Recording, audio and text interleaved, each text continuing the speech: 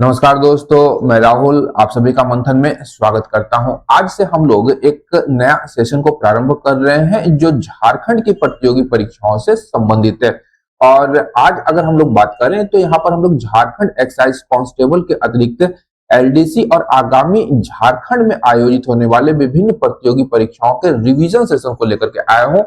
और यहाँ ध्यान रखिएगा कि झारखंड का जब हम लोग एग्जाम देते हैं तो झारखंड की जनजातियों के संबंध में बहुत सारे प्रश्न अब पूछे जाते हैं, चाहे उनके सामाजिक स्थिति के विषय में प्रश्न हो या उनके राजनीतिक स्थिति की या आर्थिक स्थिति की या उनके जुड़े हुए अन्य पहलुओं की बात करें तो सभी पहलुओं से प्रश्न बराबर पूछे जाते हैं।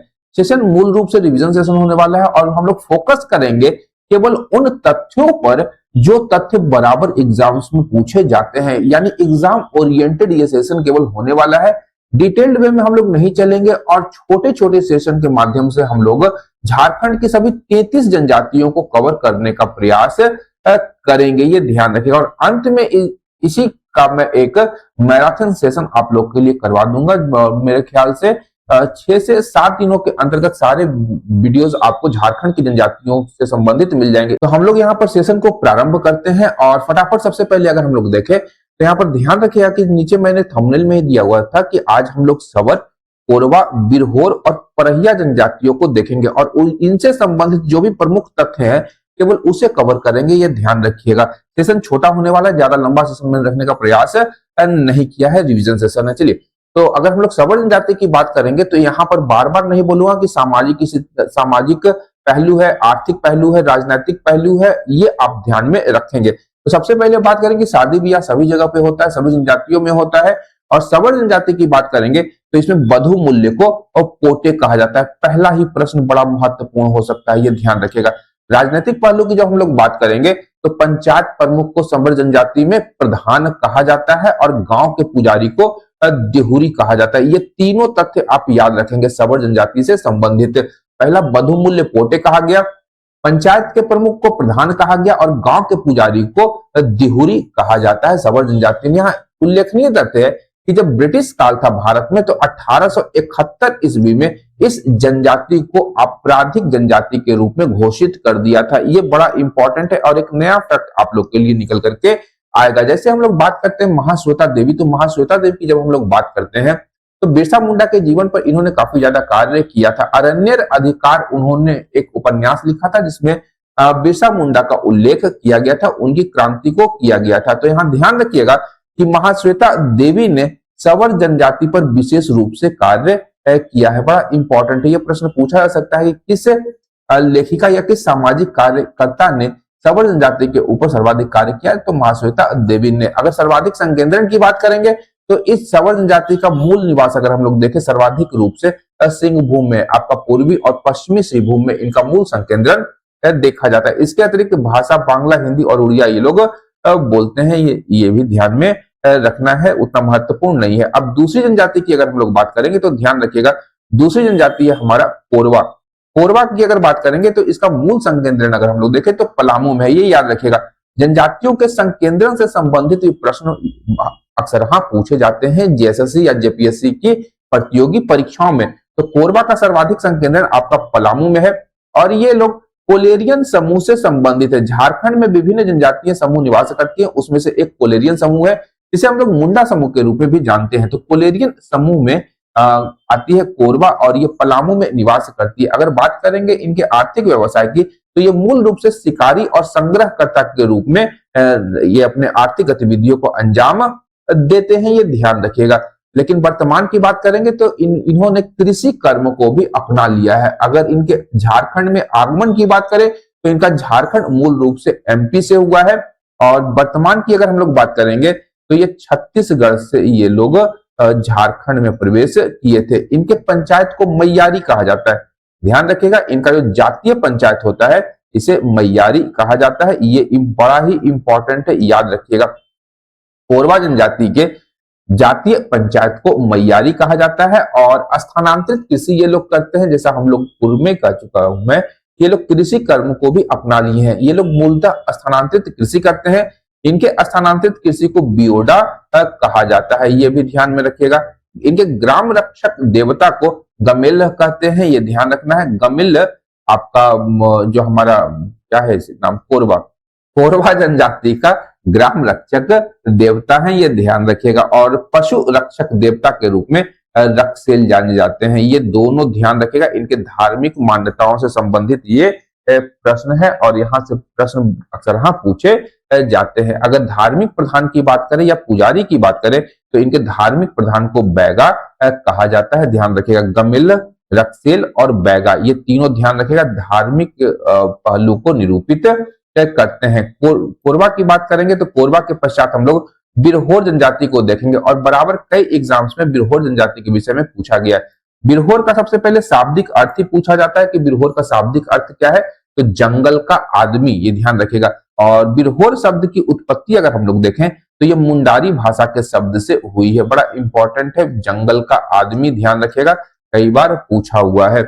इसके अतिरिक्त ये जो जहां निवास करते हैं तो उस बस्ती को या इनके निवास स्थान को टंडा कहा जाता है, और जिस घर में या जिस झोपड़ी में ये निवास करते हैं उसे कुंबा या कुरहर कहते हैं, ध्यान रखिएगा। टंडा इनकी बस्ती को कहा जाता है और झोपड़ी कुंबा या कुरहर को कहा जाता है। इनमें युवागिरी का प्रचलन देखा जाता है। अब युवागिरी की बात करेंगे तो ध्यान रखिएगा संक्षेप में कि लड़के और लड़कियां जो कि युवा अवस्था की ओर अग्रसर होती हैं, उन्हें आने वाले जीवन को में शिक्षित करने के लिए किस प्रकार से अपने जीवन का निर्वाह करेंगे, इन युवा गृहों में उन्हें प्रशिक्षण प्रदान किया जाता है। और मूल रूप से हम लोग कहें तो ये लड़कों और लड़कियों के लिए प्रशिक्षण केंद्र के रूप में कार्य करते हैं। तो इनके युवा गिरी को बिरहोर जनजाति के गितिजोरी, गतियोरा या गितियोड़ा कहा जाता है। ये तीनों नाम ध्यान रखिएगा, बड़ा इंपॉर्टेंट है और युवा गिरी से प्रश्न बराबर पूछा जाता है। इस प्रकार से उरांव जनजाति में घुमकुड़िया युवागिरी होता है, उसी प्रकार से बिरहोर में हम लोग देखते हैं कि गितिजोरी, गतियोरा या गितियोड़ा का विकास हुआ है।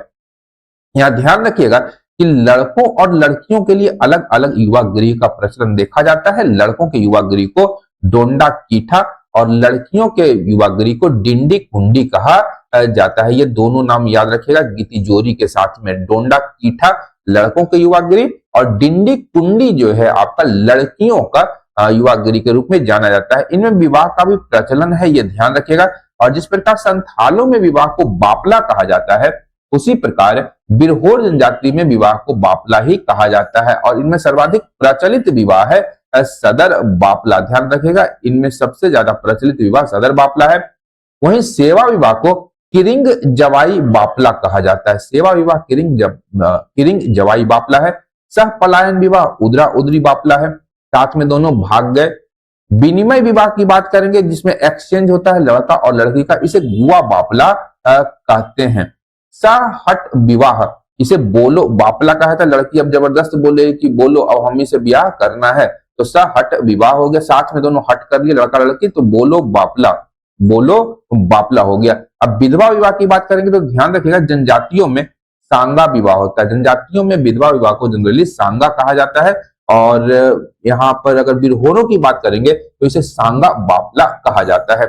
इसके अतिरिक्त इनमें प्रमुख नृत्यों का प्रचलन है, ध्यान रखिएगा। जनजातीय समाज की जब हम लोग बात करते हैं तो उनमें नृत्य और संगीत का भी प्रचलन देखा जाता है। और बिरहोर जनजाति की बात करेंगे तो इसमें डांग, लागरी और मुतकर ये नृत्यों के प्रकार है। साथ ही साथ विभिन्न प्रकार के वाद्य यंत्रों का ये प्रयोग करते हैं जिनका नाम यहाँ पर अलग अलग है। जैसे मांदर और ढोल को तुम्दा कहा जाता है, नगाड़ा को तमक कहा जाता है और बांसुरी को तिरियो कहा जाता है बिरहोर जनजाति में। और इसके धार्मिक प्रधान को नाये कहा जाता है, बड़ा इंपॉर्टेंट है, ये ध्यान रखिएगा।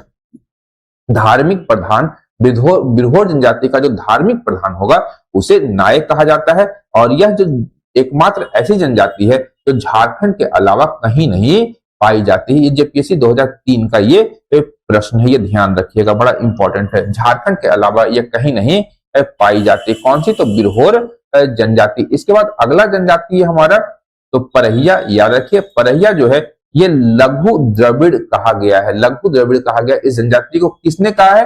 तो रिजले ने कहा है, याद रखिएगा। इनका मूल निवास स्थान की बात करेंगे तो परहिया का मूल निवास स्थान पलामू है और इनमें सबसे सर्वाधिक प्रचलित विवाह आयोजित विवाह होता है। और इनके झोपड़ी नुमा घर को झाला कहा जाता है। साथ ही साथ जब विवाह होता है तो लड़कियों को वधु मूल्य प्रदान किया जाता है, जिसे डाली एक कहा जाता है। इनके जातीय पंचायत को भैयारी या जाति गोठ कहते हैं। ध्यान रखें, जाति गोठ या भैयारी कहा जाता है परहिया जनजाति के पंचायत को।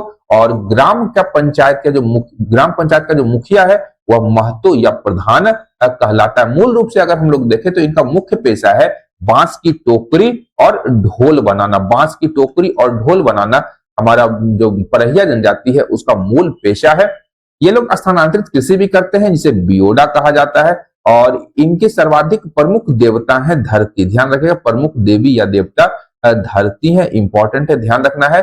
और इस जनजाति में, परहिया जनजाति में सर्वाधिक प्रचलन है मुआ पूजा का। मुआ पूजा का तात्पर्य होता है कि पूर्वजों की पूजा से। मुआ पूजा, मुआ हम लोग कहते हैं मार के मुआ दिए, मार के मुआ दिए मतलब मार के उसको बिल्कुल ही खत्म कर दिए, समाप्त कर दिए, प्राण जान से मारना।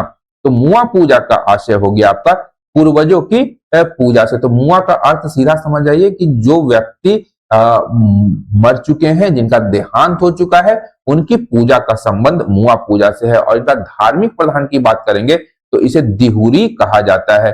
परहिया जनजाति के धार्मिक प्रधान को दिहुरी कहा जाता है। और नातेदारी व्यवस्था की बात करेंगे तो परहिया जनजाति में दो प्रकार से नातेदारी व्यवस्था स्थापित होती है। पहला है कुल कुटुंब और दूसरा है हित कुटुंब के आधार पर। कुल कुटुंब के द्वारा स्थापित जो नातेदारी व्यवस्था है उसे धैयानिया कहा जाता है। और हित कुटुंब के आधार पर बने हुए नातेदारी व्यवस्था को सनाही एक कहा जाता है। ये दोनों ध्यान में रखेगा। और इस जनजाति में, परहिया जनजाति में गोत्र नहीं पाया जाता है, यह भी आपको ध्यान रखना है, इंपॉर्टेंट है। और इसके परिवार की जो गिनती होती है वह चूल्हे के आधार पर होती है, जिसे कुराला कहा जाता है। परिवार की गिनती परहिया जनजाति में चूल्हे के आधार पर होती है, जिसे एक कुराला कहा जाता है। ये इंपॉर्टेंट है, इसे ध्यान रखिएगा। तो आज के सेशन के लिए इन 4 जनजातियों को हम लोग रखेंगे और इसके पश्चात आने वाले सेशंस में हम लोग सारी जनजातियों को कवर कर लेंगे। तो आज के लिए इतना ही, मिलते हैं नेक्स्ट सेशन में। तब तक के लिए धन्यवाद। देखते रहिए मंथन, क्योंकि मैं इस प्रकार के वीडियोस लाता रहता हूं। Thank you.